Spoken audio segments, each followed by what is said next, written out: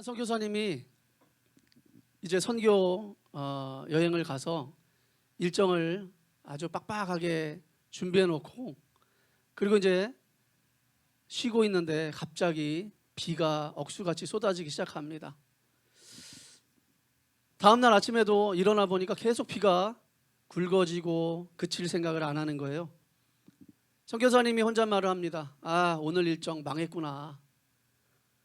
한숨을 쉬고 있는데 이제 안내하실 성도 한 분이 오셔가지고 그 비를 보면서 활짝 웃으며 이렇게 말하는 거예요. 목사님, 이 비가 이제 저희 6개월 동안 농사일을 아주 정말 쉽게 지을 수 있도록 해주는 고마운 비예요.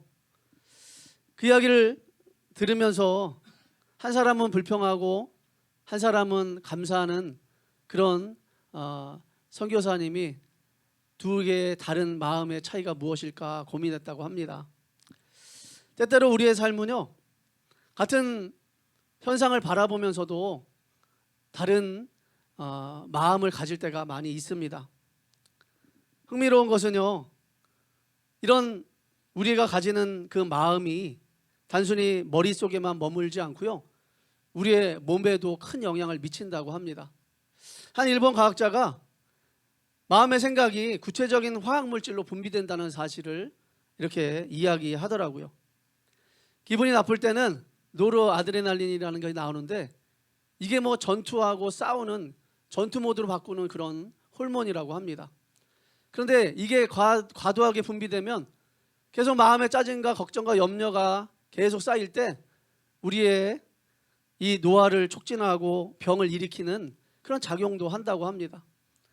또 마음이 기쁠 때는 이 베타 엔돌핀이라는 호르몬이 나오는데요, 이것은 오히려 우리의 병을 낫게 하고 건강을 지켜주는 역할을 하기도 한다는 이야기죠.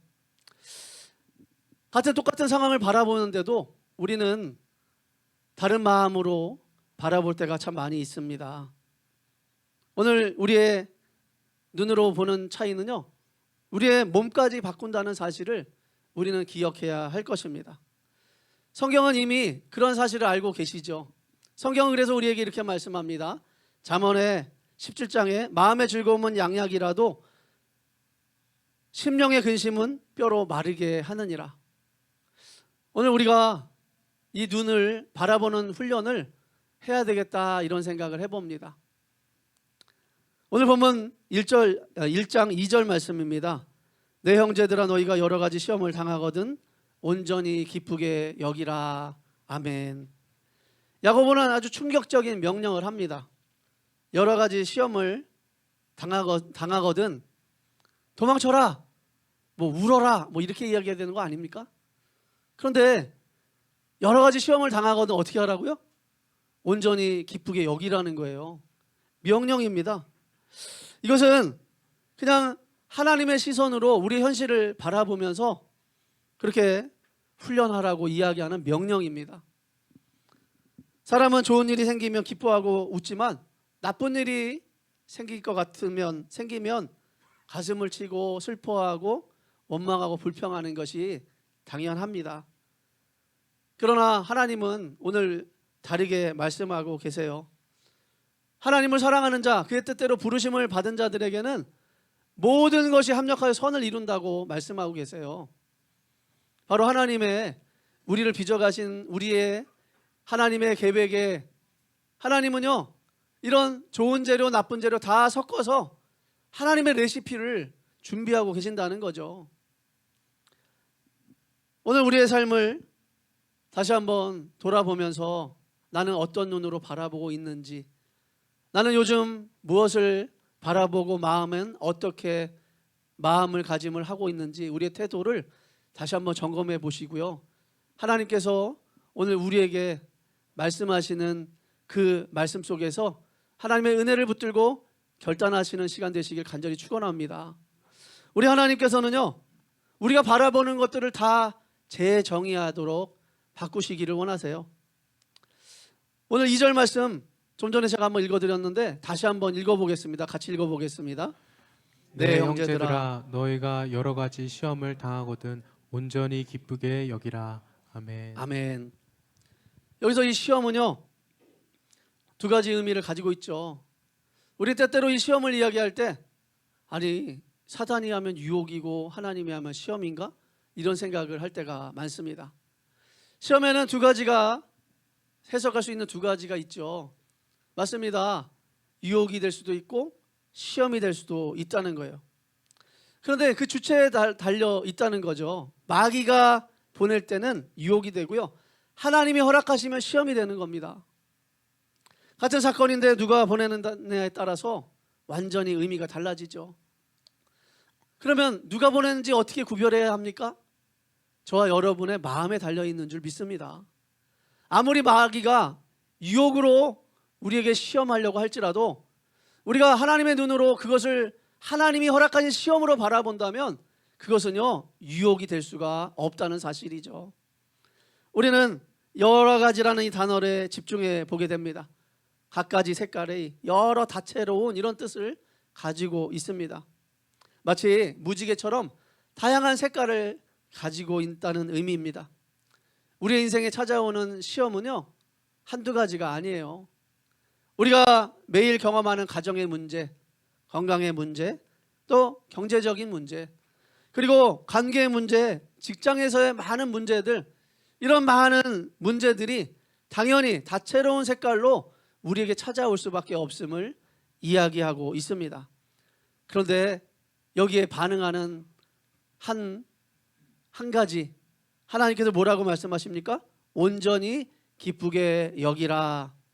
온전히 기쁘게 여기라. 이것은요, 그냥 단순히 기쁘게 느껴라 라는 감정의 문제가 아닙니다. 하나님은 이 단어에 판단하다, 간주하다, 계산하다라는 원어를 사용하고 계세요. 그러니까 감정의 문제가 아니라 의지의 문제라고, 계산해 보아도 우리가 판단할 수 있는 문제라고 하나님은 그렇게 말씀하고 계십니다. 기쁨이라고 판단해라. 하나님이 주시는 기쁨이라고 계산해라. 하나님은 이렇게 우리에게 말씀하고 계십니다. 우리의 감정 위에 하나님이 우리에게 원하시는 믿음의 판단을 두라는 거죠. 그렇다면 우리는 보는 것이 달라져야 된다는 생각을 하게 됩니다. 보는 것은요, 단순히 외적인 것만 바라보시면 안 됩니다. 그 보는 것을 다시 한번 재정의할 수 있어야 합니다. 보는 것 뒤에 듣는 것을 우리가 훈련해야 한다는 거죠. 우리는 믿음으로 본다는 것을 여러 번 우리가 성경 속에서 들려주시는 것을 우리가 들은 경험이 있습니다. 바로 우리의 보는 것은요, 하나님의 뜻을 듣는 것입니다. 보는 것은요, 하나님이 원하시는 것을 듣는 거예요. 사랑하는 가족 여러분, 이것이 하나님이 나를 위해서 일하고 계신 과정이야 라고 생각할 수 있는 여러분의 한 주간의 문제들이 다 되시기를 축복합니다. 우리는 그래서 하나님께 온전히 기쁘게 여길 수 있는 믿음이 필요합니다. 이 온전이라는 단어는요, 반쯤만 기쁘게 여겨라 이런 뜻이 아닙니다. 완전히 전적으로 기쁨이라고 판단하여라는 하나님의 분명하신 뜻이죠. 요셉은 12아들 중에서 11번째 아들로 태어났습니다.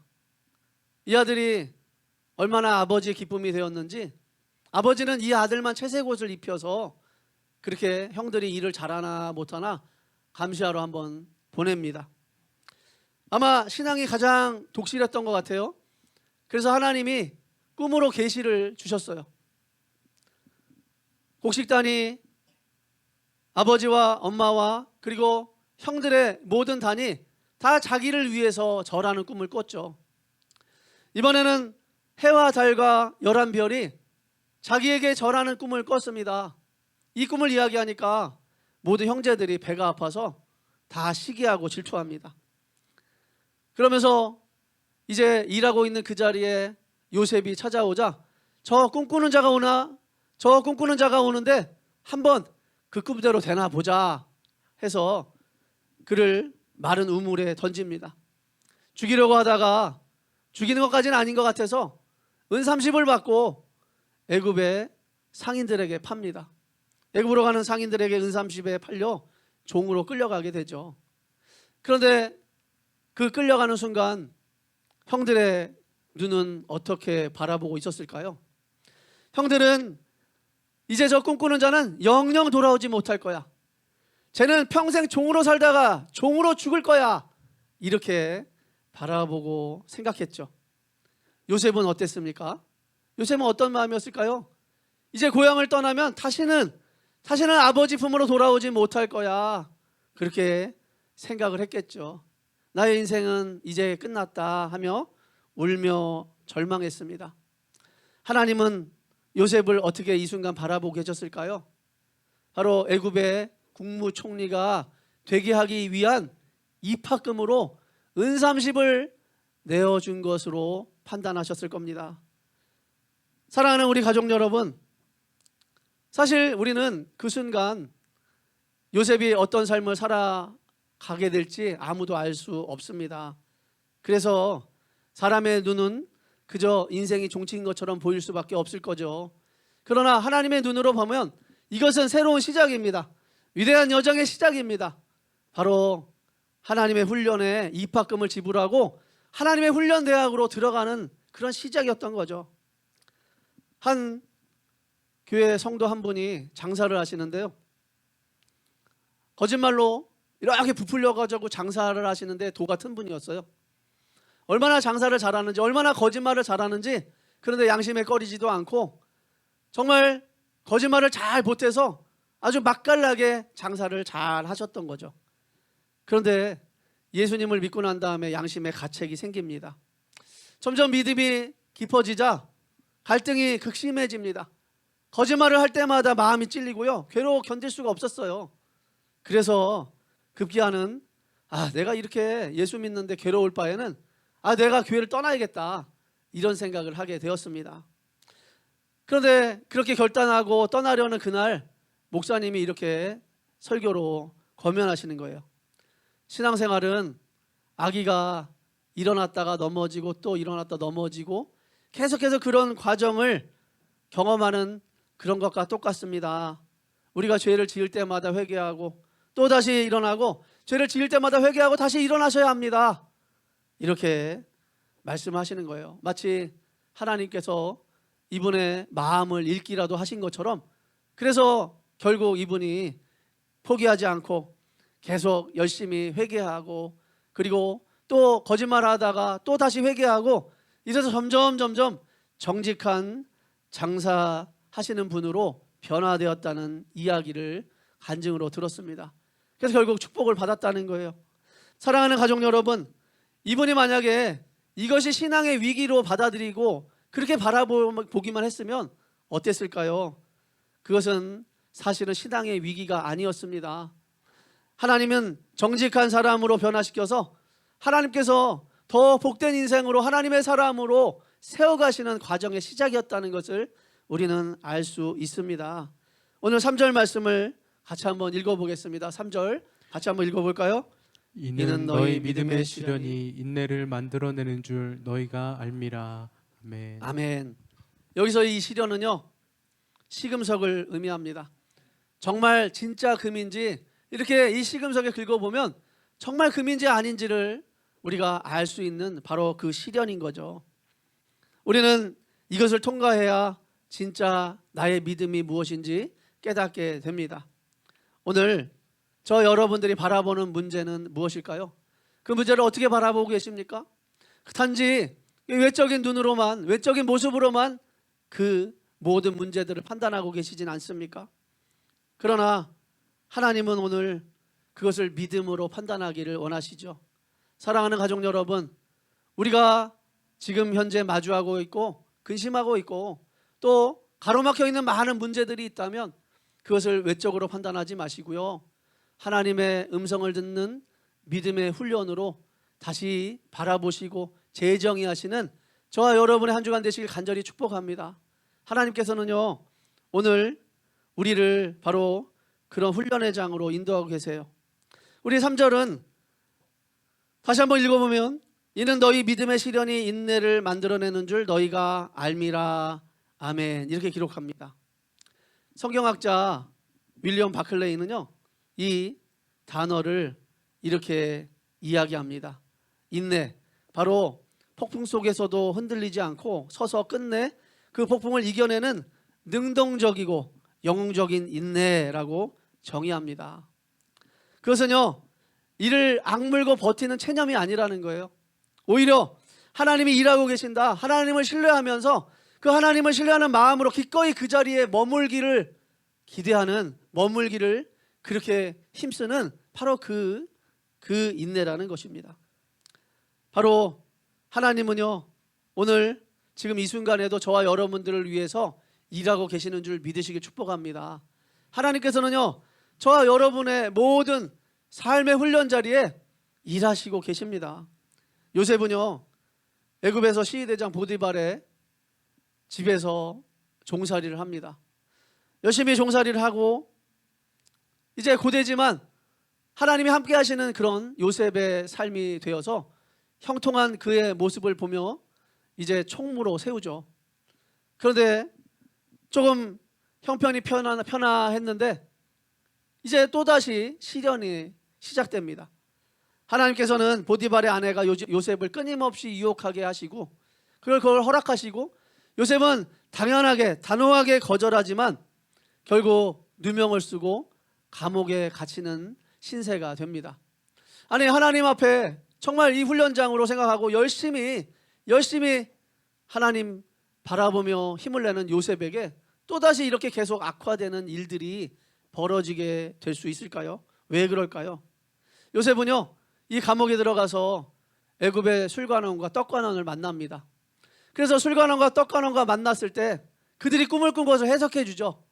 그런데 자기가 억울한 누명을 썼으니 이제 나를 여기서 건져달라고 그들에게 부탁했죠.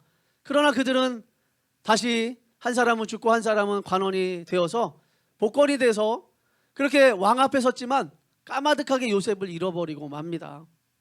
잊어버린 그 2년 동안 요셉은 버려진 시간 속에 내버려둬진 것일까요? 그러나 우리는 그렇게 생각할 수 있겠지만 정말 끝이구나 하는 그 요셉의 순간 하나님은 일하고 계셨던 거죠. 하나님의 눈에는 달랐습니다. 2년은 버려진 시간이 아니었고요, 요셉이 이제 왕의 꿈과 연결될 수 있는 그런 일을 준비하시는 하나님을 우리는 성경 속에서 만나게 되는 거죠. 하나님은요, 가장 완벽한 타이밍을 준비하고 계셨던 거예요. 하나님을 바라보며 우리의 삶을 다시 한번 돌아보며 우리는 기억해야 할 것입니다. 우리가 하나님의 계획의 과정 중에 있다는 사실을요. 사랑하는 가족 여러분, 우리의 완벽한 타이밍을 하나님이 준비하고 계시는 줄 믿으시길 축복합니다. 우리가 때때로 문제 앞에, 어려움 앞에 그렇게 내버려진 것 같은 그런 시간들이 있을지라도 하나님은 그 시간 속에 우리와 함께 하시며 일하고 계시는 줄 믿으시길 축복합니다. 고아의 아버지로 불렸던 조지 뮬러 목사님에 대한 이야기 많이 아시죠? 영국 브리스톨에서 대규모 고아원을 운영했던 그런 목사님이죠. 많은 식량 부족의 시간들이 있었다는 사실을 저 여러분도 잘 알고 있습니다. 어느 날 또 먹을 것이 없었습니다. 목사님은 기도굴이라고 불리는 자신의 기도실로 들어가서 기도하기 시작하죠. 문에는 여호와 이레, 하나님께서 준비하신다라는 글귀가 써져 붙여 있었습니다. 밤새 기도했죠. 그리고 나서 놀랍게 총무에게 아침 식사를 우리가 먹을 수 있도록 준비하세요 라고 지시하는 겁니다. 아니, 창고는 비어 있는데 밥을 먹자고 준비하자고 하니 너무나 황당한 일이죠. 근데 아침이 되자 정말 자동차들이 고아원으로 들어오기 시작합니다. 백만장자 모임에 그 전날 밤에 회의가 끝났는데 음식이 너무나 많이 남아있다는 거예요. 그래서 이 남은 음식들을 전부 이 고아원으로 보내기로 결정했던 겁니다. 하나님은 우리가 빈 창고를 바라보며 그렇게 안타까운 마음을 갖기를 원하지 않으세요. 아무것도 보이지 않고 아무것도 들리지 않는 그 절망의 침묵의 순간들이 어쩌면 우리의 삶에 자주 일어날 수도 있습니다. 그러나 그 침묵 속에서 하나님은 응답을 하셨고요. 그리고 결국 잊혀진 2년을 요셉이 감옥에서 다시 하나님께서 부르심으로 국무총리 자리에 나갔던 것처럼 하나님은 이 뮬러 목사님의 고아원을 이렇게 아침 식사를 할 수 있도록 채우신 것처럼 저와 여러분들의 모든 문제 해결의 과정 속에 오늘도 일하시고 계시는 줄 믿으시길 축복합니다. 사랑하는 가족 여러분, 겉으로만 판단하지 마십시오. 그저 사건으로만 바라보지 마십시오. 문제로만 해석하지 마십시오. 하나님께서 과정을 통해서 그 과정이 지금 어느 순간인지 우리가 보기를 원하십니다. 하나님께서 우리를 바로 일하시고 계신 그 과정 속에 두신다는 사실을 기억하며 오늘도 많은 우리가 가지고 있는 문제들 하나님께서 해결하시는 과정 속에 있다는 사실을 확신하며 하나님만 의지하시는 저와 여러분 되시길 간절히 축복합니다. 우리의 눈이 바뀌어져야 하죠. 우리의 눈이 바뀌어지면 많은 것들이 달라 보이기 시작합니다. 우리 2절 3절 말씀 다시 한번 처음부터 한번 다시 읽어보겠습니다. 네, 형제들아 너희가 여러 가지 시험을 당하거든 온전히 기쁘게 여기라. 이는 네 3절도 보여주세요. 이는 너희 믿음의 시련이 인내를 만들어내는 줄 너희가 알미라. 아멘. 아멘. 말씀은 마지막 결론을 이렇게 기록하십니다. 너희가 알미라. 바로 이 알미 어떤 알미인지 우리가 자주 들으니까 알고 계시죠? 그냥 머리로만 아는 것이 아니에요. 뭔가 우리의 체득된 경험으로 안다는 의미를 가지고 있습니다. 우리는 삶의 경험을 통해서 어쩌면 하나님을 알아가고 있는 줄 믿습니다. 우리는 그동안의 우리의 삶을 돌아보며 모든 문제가 하나님의 뜻대로 해결되고 있다는 사실을 깨닫습니다. 로마서 8장 28절 말씀은 약속입니다. 하나님이 이렇게 말씀하세요. 하나님을 사랑하는 자 곧 그의 뜻대로 부르심을 입은 자들에게는 모든 것이 합력하여 선을 이루느니라. 아멘. 믿으십니까? 아멘입니다. 저 여러분들이 하나님이 부르신 하나님의 자녀들이기에 하나님은 모든 것이 합력하여 선을 이루도록 그렇게 우리에게 사용하고 계십니다. 때때로 모든 것에는 좋은 일만 들어가 있지 않습니다. 누명도 있고 배반도 있고 억울함도 있고 가난함도 있고 미움받는 것도 있고 그리고 배신당하는 것도 있을 것입니다. 이 나쁜 재료들이 반드시 포함된다는 것을 말씀하고 계시죠. 하나님은요 우리의 인생을 좋은 재료로만 우리가 보기에 좋은 재료로만 사용하시지는 않습니다. 나쁜 재료까지도 당연히 하나님의 선한 레시피에 넣고 계신다는 사실이죠. 때가 참에 하나님께서 요셉의 모든 고난을 영광으로 변화시킬 때를 주십니다. 왕은 꿈을 꾸죠. 7개의 7 이삭이 이제 충실한 이삭을 그렇게 달고 7개의 이삭을 보았는데 그 뒤에 쭉정이 같이 삐쩍 앙상한 알곡 없는 쭉정이 같은 이삭 7개가 나타나서 잡아먹는 꿈을 꿉니다. 또 이제는 아주 살찐 암소가 7마리가 등장하는데 좀 뒤에 아주 파리하게 슉슉하게 갈비가 다 앙상하게 드러난 7 암소가 나타나서 그 살찐 암소들을 다 잡아먹는 꿈을 꾼 거예요. 많은 애굽의 술사들이 과연 어떻게 이 꿈을 해석할 수 있는지 알지 못합니다. 그런데 하나님께서 감옥에 있는 이 요셉을 불러오게 하셔서 결국 그 꿈을 해석하게 하시죠. 어떤 꿈이었죠?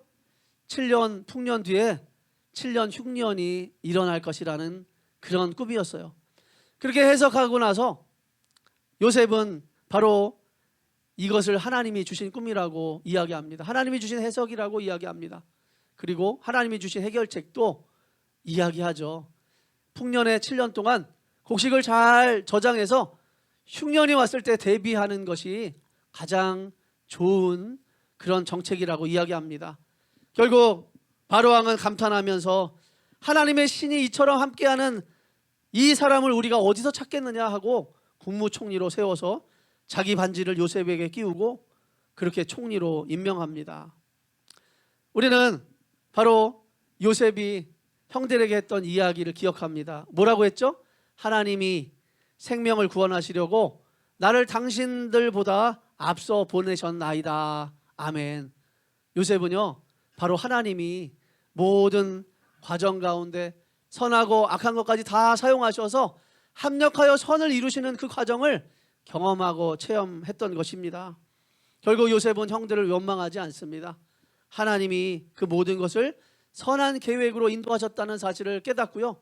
그래서 그렇게 바라볼 수 있었고 들을 수 있었기 때문입니다.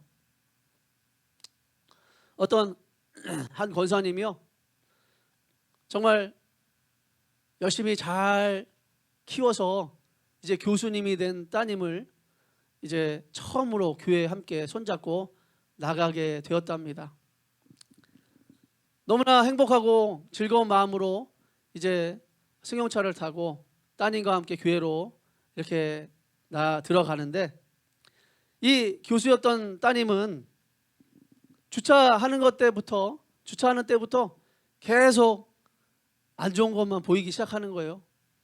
주차 새치기 하는 성도들, 주차 내가 먼저 잡았는데 하면서 따지고 싸우는, 다투는 사람들, 그리고 이제 주차 잘하고 올라오니까 안내하면서 또 떠들고 싸우는 분들, 거기다가 예배 드리는데 졸고 또 다른 생각하면서 딴짓하는 성도들도 보이고, 식당에 가니까 무례하게 막 서로 다투고 좋은 자리 차지한다, 더 달라고 이야기하는 그런 성도들도 있어서 너무 싫었던 거예요. 그래서 어머니에게 얘기합니다. 엄마, 나 다시는 교회 나오지 않을 거야. 뭐 이런 사람들이 다 있어. 예수 믿는다더니 뭐 이렇게 무례하고, 정말 난 다시는 교회 안 나올 거야. 그랬더니 어머니가 뭐라고 그러셨을까요? 권사님이 이렇게 말씀하시는 거예요. 야, 나는 평생 교회 다니면서 늘 예수님 모습만 보이던데, 다 행복하고 또 연약함을 긍휼히 여기시고 하나님이 채워주신 은혜로 기쁘게 살아가는 그런 모습만 보이던데, 너는 오늘 처음 교회 나와서 어떻게 너한테만 그런 게 보이냐, 그렇게 말씀을 하셨다라는 겁니다. 사랑하는 우리 가족 여러분, 우리는 우리의 삶을 바라보면서 어쩌면 우리의 눈이 잘못됐다 생각하지 않을 때가 많습니다. 그러나 우리의 삶을 바라보면요, 우리가 바라보는 대로 그렇게 보이고요, 또 듣는 대로 보이는 그러한 세상인 것을 깨닫게 될 때가 많습니다. 오늘 우리가 감사할 수 있는 것은 무엇일까요? 감사할 수 없는 상황에서도 우리는 감사할 수 있어요. 바로 우리가 기뻐할 수 없는 상황에서도 기뻐할 수 있습니다. 우리의 눈으로 듣는 믿음으로 보기 때문이죠. 우리는 눈으로 봐야 된다고 생각합니다. 그러나 사랑하는 가족 여러분, 어쩌면 우리의 눈은 듣기에 더 합당한지도 모릅니다. 하나님이 들려주시는 하나님의 음성으로 그렇게 듣는 눈들이 다 되실 때 하나님께서 정말 놀라운 일들을 행하심을 깨닫게 될 수 있음을 믿습니다. 사실 오늘 우리가 바라보는 많은 것들은 보이는 대로 볼 수밖에 없을지 모릅니다. 그러나 우리는 보이는 대로 보지 마시고요, 하나님의 눈으로 들으셔야 할 줄 믿습니다. 그런 눈이 되시길 축복합니다. 우리가 버려진 시간 같은 이 요셉의 감옥 같은 그런 많은 문제들을 경험할 때도요, 우리는 거기에 절망하실 필요가 없습니다. 그것은 버려진 시간이 아니라 하나님이 저 여러분들을 은혜의 과정으로 인도하시는 관문일 수 있습니다. 그렇기에 우리는 하나님이 그렇게 말씀하신 하나님의 음성으로 그 모든 문제를 바라보실 수 있어야 하겠습니다. 하나님은요, 나쁜 재료뿐만 아니라 선한 재료를 다 사용하셔서 우리가 하나님의 선한 계획으로 인도받게 하시기를 원하십니다. 사도 바울은 그것을 모두 알고 있었어요. 그래서 이렇게 고백합니다. 누가 우리를 그리스도의 사랑에서 끊으리요? 환난이나 곤고나 박해나 기근이나 적신이나 위험이나 칼이랴. 이 모든 것에 우리를 사랑하시는 이로 말미암아 우리가 넉넉히 이기느니라. 아멘. 사랑하는 가족 여러분, 오늘 우리가 좋은 면만을 볼 수 있는 눈이 되시기를 축복합니다. 바라보시면서 하나님의 음성을 들을 수 있는 눈이 되시길 축복합니다. 우리가 바라보기에 이렇게 나쁜 것도 하나님이 합력하여 선을 이루셔서 하나님이 우리의 모든 삶을 아름답게 세워가시는 그러한 선한 재료가 되게 하심을 믿으시길 축복합니다. 그래서 우리의 눈을 훈련하시는 한 주간 되시길 축복합니다. 그래서 우리가 바라보는 대로 우리의 삶에 그렇게 하나님이 행하시기를 예수님의 이름으로 간절히 축복합니다. 아멘.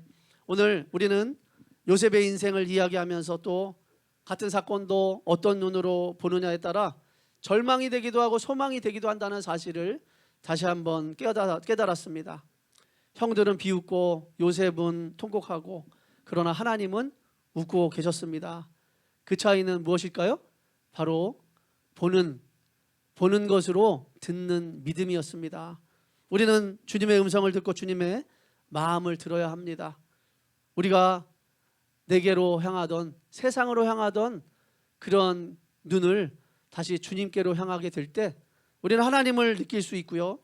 그래서 우리의 삶이 주의 역사가 되고 하나님이 일하시기 시작하시는 그런 복된 삶이 되게 하실 줄 믿습니다.